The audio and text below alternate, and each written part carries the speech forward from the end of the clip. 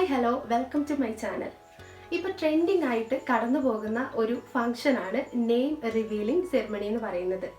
ബേബീസിൻ്റെ name നമ്മൾ hide ചെയ്ത് വെച്ചിട്ട് അത് വളരെ ഭംഗിയായിട്ട് റിവീൽ ചെയ്യുന്ന ഒരു പരിപാടിയാണത്. ഒരുപാട് എക്സ്പെൻസ് മുടക്കി അത് ചെയ്യിപ്പിക്കുന്നവരുണ്ട്. പക്ഷെ അതിൻ്റെ ഒന്നും ആവശ്യമില്ല, നമുക്ക് സ്വന്തമായിട്ട് വീട്ടിൽ തന്നെ ചെയ്യാവുന്ന ഒരു ക്രാഫ്റ്റ് വർക്കാണിത്.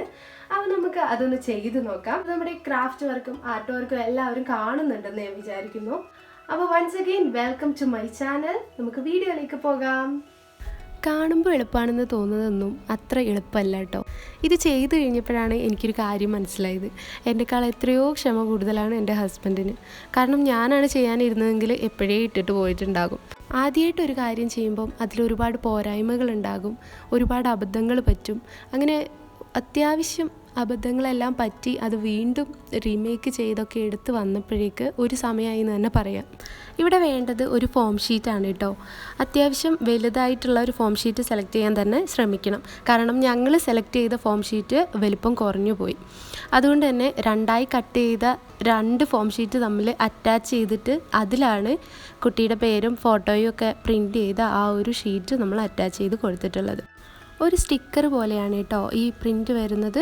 അത് നമ്മൾ ഈ ഫോം ഷീറ്റിലേക്ക് നന്നായിട്ട് ഒട്ടിച്ചു കൊടുക്കണം. നമ്മൾ എയർ ഒന്നും കയറാതിരിക്കാൻ വേണ്ടി ഒരു റോളറോ അല്ലെങ്കിൽ ഒരു സ്കെയിലോ വെച്ചിട്ട് ഇതുപോലെ നമ്മൾ അറ്റാച്ച് ചെയ്ത് കൊടുത്താൽ നല്ല ക്ലിയർ ആയിട്ട് വരും.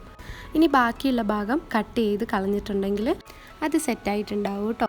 ശരിക്കും നമ്മുടെ പരിപാടി വരുന്നത് പിറ്റേ ദിവസമാണ്. അപ്പോൾ തലേന്ന് രാത്രിയാണ് ഇത് നമ്മൾ ചെയ്യാൻ വേണ്ടിയിട്ട് എല്ലാം സെറ്റാക്കിയിട്ടുണ്ടായിരുന്നത്.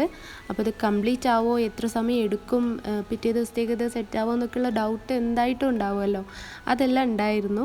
എങ്കിൽ പോലും ആൾ നല്ല കഷ്ടപ്പെട്ട് ഒരുപാട് സമയം എടുത്തിട്ടാണ് ഇത് കംപ്ലീറ്റ് ചെയ്തത്. പിന്നെ നമ്മൾ ഈ ഷീറ്റിലേക്ക് സൈഡിൽ ഒട്ടിച്ച് കൊടുക്കേണ്ട നമ്മുടെ ഫോം ഷീറ്റിൽ നിന്ന് തന്നെ കട്ട് ചെയ്തിട്ടുള്ള ഒരു ഭാഗമാണ് ഇങ്ങനെ ഒട്ടിച്ച് കൊടുക്കുക. നമ്മൾ ഫ്ലെക്സ് ക്യൂക്കാണ് ഉപയോഗിച്ചിട്ടുള്ളത്. അതാണെങ്കിൽ നന്നായിട്ട് ഒട്ടിയിരിക്കും, അങ്ങനെ പൊളിഞ്ഞു പോരത്തൊന്നുമില്ല.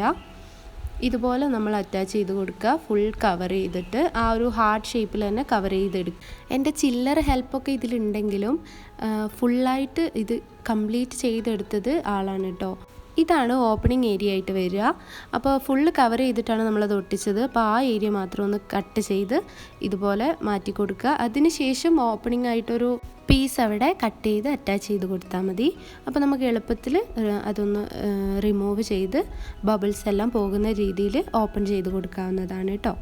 ഇനി ഇതൊരു വലിയ കടമ്പയാണ് ഈ ഷീറ്റ് നമ്മൾ അതിൽ ഒട്ടിച്ച് കൊടുക്കുക എന്നുള്ളത്. നമ്മൾ പരമാവധി ലൈറ്റായിട്ട്, അതായത് നൈസായിട്ടുള്ള ഷീറ്റാണ് ഉപയോഗിക്കുന്നതെങ്കിൽ എളുപ്പമായിരിക്കും. ഞങ്ങൾ മേടിച്ചത് കുറച്ച് കട്ടിയുള്ള പ്ലാസ്റ്റിക് ഷീറ്റായിരുന്നു കേട്ടോ. അതുപോലെ ഫോം ഷീറ്റിന് പകരം കാർഡ്ബോർഡ് ആണെങ്കിലും നമുക്ക് ഉപയോഗിക്കാം. ചിലവ് കുറഞ്ഞ രീതിയിൽ നമുക്ക് സെറ്റാക്കി എടുക്കാം കേട്ടോ. അപ്പോൾ ഫംഗ്ഷൻ്റെ കുറച്ച് ക്ലിപ്സ് ഇവിടെ കൊടുക്കുന്നുണ്ട് കേട്ടോ.